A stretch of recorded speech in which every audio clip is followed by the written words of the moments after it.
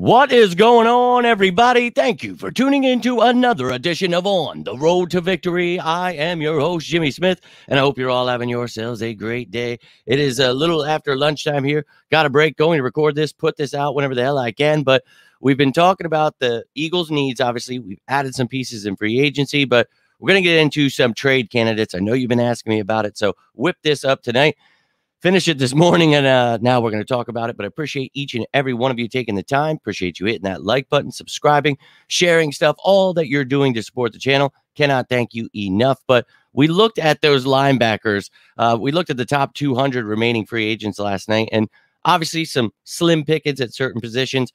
Linebacker, we talked about Baker and Campbell. Simmons as a weapon, like Tyrell Dodson. Devin Lloyd, game kind of falling off, and didn't like the way he reacted last season. So we've talked about, even if we don't get some of these top guys in free agency, which we didn't, there are other options. Obviously, the draft coming up next month. Very excited about that. But we've got some trade candidates for you, ladies and gentlemen. You know Howie Roseman, the best GM in the game. He knows where the holes are, and he will be looking to fill them. Now, let's take a look at what the Eagles have and why we're talking about adding linebackers in the first place. So we added Zach Bond, and we know that he is a versatile piece, can play off-ball linebacker, but it can also help as an edge. So noticing a trend, they're adding those kind of players. And, when you look at this chart I made for you guys here, separating the interior defensive linemen from the edge defenders and the linebackers. And we talked about Brandon Smith, Terrell Lewis. I mean, those guys are tweeners. They're just like Bond, where they can help, but I feel they're more edge defenders that can play off ball if need be. So they're kind of flip-flop, but I added them there just to, fill things out a little bit. But you can see, Nicholas Morrow obviously went to the Bills, but Cunningham, Leonard, Bradley still out there. We've only got a few, and we know that we need to add. And I like to always show you guys the depth chart here just to give you an idea. And you can see I put Smith, Lewis, Okwara, those guys as edge defenders, depth there, rather than at linebacker, where I feel we are very thin. So you can see Dean, I have Bond in as a starter, but I feel he'll be a depth piece because you're going to add there. And, well, that's what we're here to talk about today. So let's jump right into this.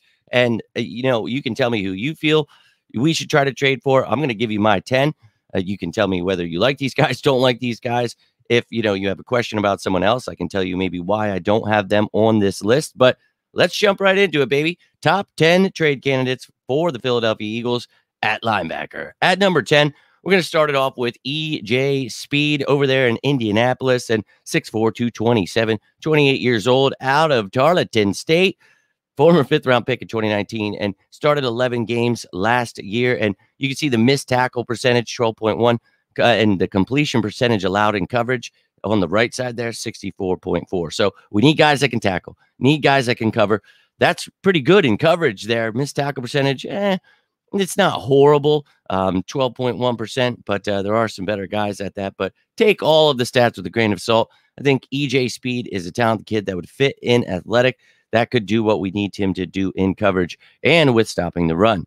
Now, up next at number 9, I've got Jawan Bentley, 6'2", 250, 27 years old, former fifth-round pick out of Purdue, spent his career here with the Patriots, started 16 games last year, and you can see 10.2 missed tackle percentage. Now, 75 completion percentage, you don't like that. So, would like to see his coverage worked on a little bit, but I am a fan of Jawan Bentley's game, and I think he continues to develop and make himself one of the better linebackers in the game. So, maybe you can talk to Bill Belichick, make something work there. Oh, wait, Bill Belichick's gone. How wild it is. So going to be weird to see what Jerome Mayo and the New England Patriots do. But maybe they're looking to move on from some of these guys, the new coaching staff in there. So, yeah, they're familiar with a lot of these guys, but we'll see what they decide to do there. Now, up next at number 8, Kaden Ellis. Yeah, we lost his brother, Christian. We've got his other brother, Noah, as a reserve future contract signing at nose tackle. But Kaden here, he got a nice contract from the Falcons last year, a one-year deal, a couple-year deal from them. And, obviously still there. That's why we're talking about a trade candidate, but 6'2", 238. This will be his 6th season out of Idaho and started all 17 games. Only a 6.9 missed tackle percentage, 72.2 completion percentage allowed. But look, I like Kaden Ellis' game. I think he's one of those guys that continues to develop and get better here in his 6th season. I think he could definitely be someone that could help the Eagles out there. Now, at number 6, I know some people may want him a little higher, and I do like Logan Wilson a lot, but I'm not so sure that they're going to want to get rid of him. So I don't necessarily have him as a top fit. Not sure what they would want us to try to give up. Former third-round pick. You remember we talked about this kid a few years ago. This will be his 5th season here. Liked him a lot in that draft, and a 4.9 missed tackle percentage. Love that. Don't like the 75.3. So he struggled in coverage a little bit last year. And to be honest, if you're going to try to get a Bengals linebacker, for me, I might go after Germaine Pratt because he might be a little bit cheaper. Another former third-round pick. This will be his 6th season, 27 years old also, 6'3", 250, started all 17 games last year, a 6.3 missed tackle percentage, 71.4 in coverage. So a little bit better in coverage, a little worse in the missed tackle, but still pretty good. So I like Germaine Pratt a lot. Would not be against adding either of those guys to improve this linebacker room. Pair someone up with Nakobe Dean and whoever the hell you're going to add in the draft. Now, we're going to get into the top 5, but I'd love to hear what you have to say about that bottom 5. Do you like any of those guys? You dislike them? Whatever's on your mind. But at number 5 here, we've got someone that played with Vic Fangio last year, David Long Jr., and the Miami Dolphins signed him from Tennessee after his rookie contract was up. This will be his 6th season, former 6th-round pick out of West Virginia, and, started all 17 games, an 11% missed tackle percentage, 68 completion percentage allowed. So pretty decent there. I like David Long's game, and he's only 27 years old, someone that knows the system, what he needs to do. I think he could come in here, help others, help Nakobe Dean, and again, draft somebody. So a veteran that I would be happy to trade for. Now, this next one, don't get mad at me, but yeah, he's a Dallas Cowboy, and yeah, we don't really like to trade with each other too much, but it has happened. So this is a kid, if you remember, just a couple of years ago, this will be his 3rd season coming up, out of Florida A&M, Marquise Bell. He was an undrafted signee by the Cowboys, and I was pissed when they signed him.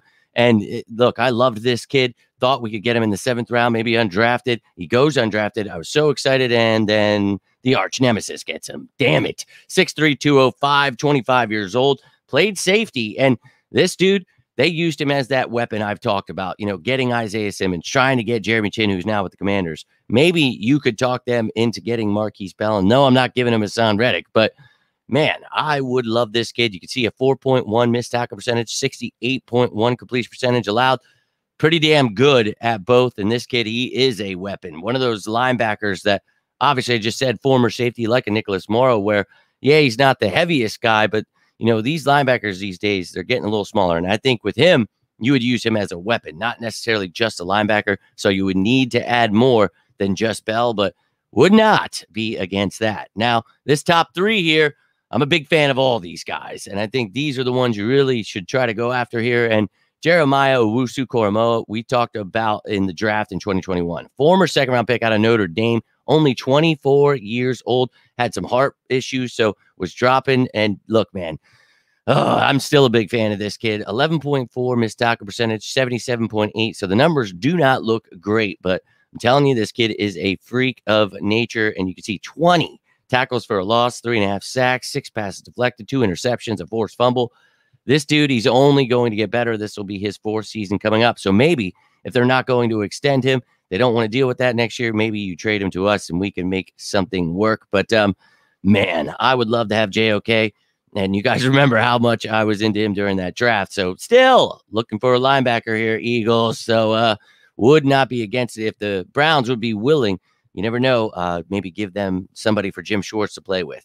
But at number 2, I've got Devin Lloyd. And there's another one we talked a lot about during that draft. And, we ended up with Nakobe Dean in the 3rd round. Very happy. But a former, 1st-round pick in 2022. Not so sure Doug Peterson and the Jags want to get rid of Devin Lloyd. But maybe, you find a way. Again, this is Howie Roseman. You never know. We desperately need a linebacker. You're looking at a dude for the future here. 25 years old, out of Utah. In his 3rd season, he's only going to get better. 8.6 missed tackle percentage, 69.4 completion percentage allowed. This dude, he can do it all. Cover, stop the run, and he's improving in each facet of his game. I think he's going to be one of the better linebackers in the game. So I would not be against the Eagles trying to trade for Devin Lloyd. Now, at number 1, if you're going to really try to talk a team into, making some moves, and the Rams are known to, stack up on crazy things, get rid of young talent, put all in on free agents. That's cool. Maybe you want to get rid of one of your young talents here coming into his fourth season. Maybe you're not going to want to pay him, but this is my number one guy. You know, I love me some Ernest Jones the fourth. Had him in fantasy. We play with defensive players, and this dude, tackling machine, he could do it all. 145 tackles in 15 games there, 14 tackles for a loss, 4.5 sacks. And I need you to look at that missed tackle percentage. 1.4 effing percent. Are you kidding me? This dude only had 2 missed tackles last year. He is a beast. You're not getting by him. 70.8 completion percentage allowed. That's not bad. 6 passes deflected. This dude's a tackling machine, though, and very athletic. I think, you can improve his coverage, but not bad right there. But former 3rd-round pick out of South Carolina, and I think, they'd be crazy to get rid of him. But in my opinion, we're talking about Howie Roseman, and anything is possible. We've just seen guys like Tyreek Hill traded recently. Deshaun Watson, well, he kind of had some weird stuff going on there. So whatever, dude. I think that, he's a scumbag. Thankfully, that talk is over. But for me, this team, we're going to continue adding, and trading is always a possibility. You remember a couple of years ago when we talked, we need a safety, boom, and then CJ Gardner-Johnson comes along. Just stay patient here, ladies and gentlemen. It could be somebody completely different than what I just mentioned there, but those are my top 10. Would love to hear your top 10, top 5, top 3, whatever it may be. Love to hear from you. Hope you're having a great day. Going to put this out as soon as I possibly can, hopefully before anything happens. But I hope you're having a good one. If you need me, please feel free to reach out. I'll be live later tonight with a recap of what's going on for free agency day 2. But until then, I am Jimmy Smith, and this is On the Road to Victory. You all stay safe out there. And as always, say it with me now. Go Birds!